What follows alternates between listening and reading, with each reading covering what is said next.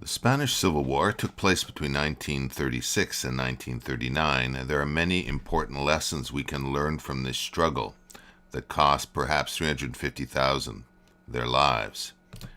Here's a famous photograph from that conflict. Now, one could easily conclude Spain is just a volatile country full of volatile people, and there isn't much the world can learn from it. Spain turned out to be just about the only country in Europe Napoleon couldn't conquer. The war there gave rise to the term guerrilla warfare, a ferocious form of warfare in which no quarter is given.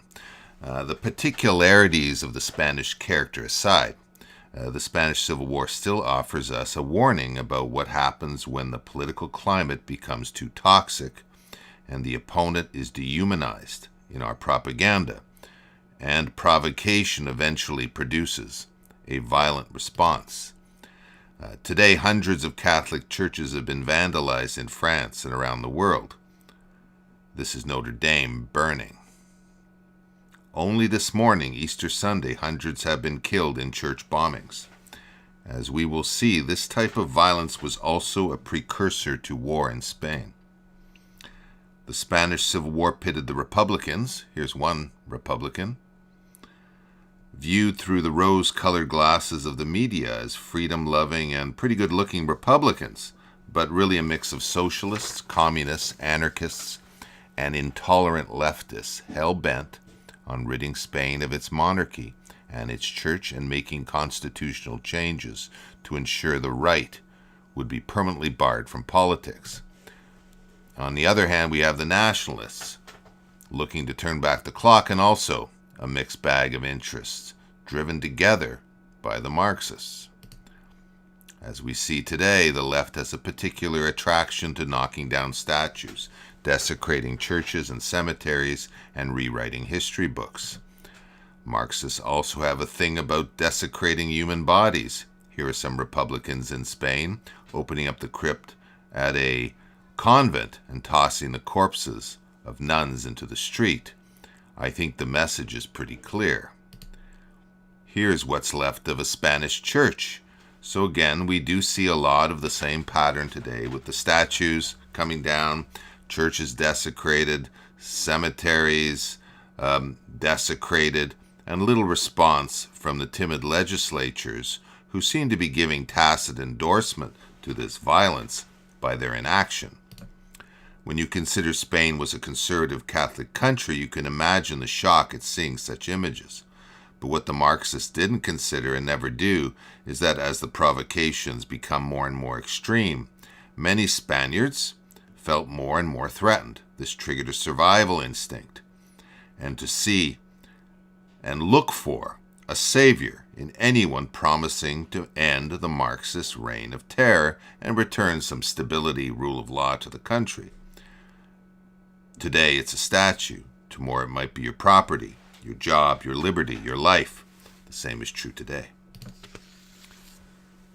This is from Franco, A Personal and Political History by Payne and Palacios. I recommend it. There's also an excellent documentary put out by Grenada in the 80s, I think in 1984, 6-part. Worth looking at. Here's what these authors write. In earlier times, European civil wars were fought between factions to gain relatively limited objectives, often no more than a change in rulers. In the 20th century, however, they became revolutionary contests that took on a new and apocalyptic character, each side seeking to create a new society and a new cultural order. The Revolutionary Civil War was not simply a political contest, but a conflict of ultimates about society, religion, and culture, perceived as demanding a total and uncompromising solution. How did the war get started? On February 16, 1936, a leftist coalition took power. Elections gave a majority to a communist-influenced Popular Front. The new socialist Cortes voted to remove Zamora for exceeding his powers and replaced him with Marxist Manuel Azaña. On July 18, 1936, the military revolted.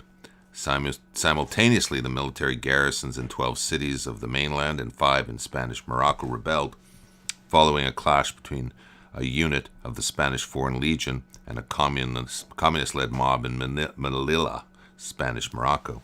General Francisco Franco, erstwhile chief of staff, but exiled by the socialist government to command of the Canary Islands, flew to Melilla to take command, while Spanish troops in Morocco were airlifted to Algeciras and La Linea.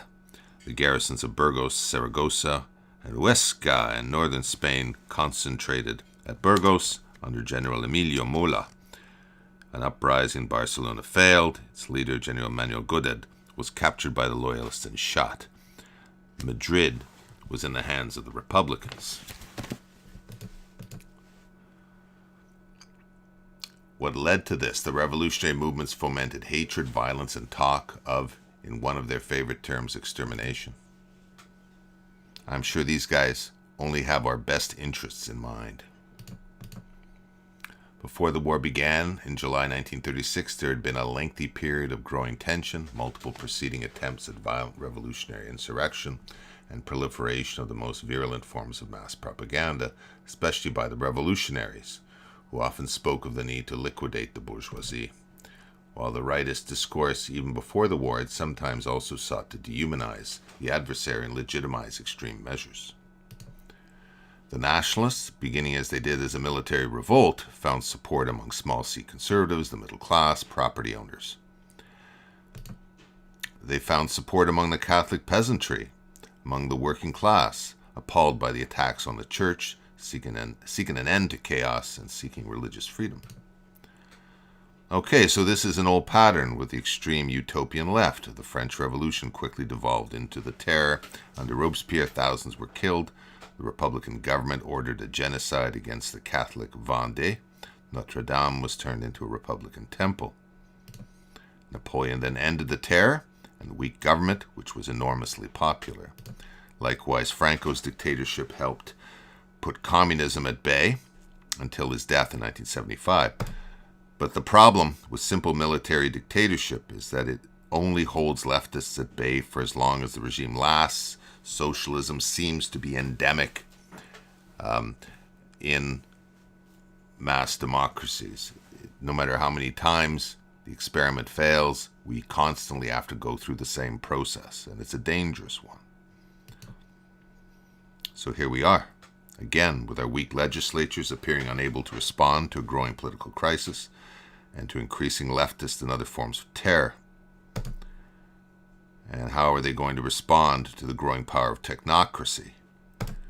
Whether we avoid a worldwide version of the Spanish Civil War would seem to depend on whether there is any signs of moderation or some kind of permanent solution. Or, rather, do we continue to see the warning signs, including censorship, the politicization of justice, confiscation of property, including taxation? We will see. Till next time, fellow citizens and patriots.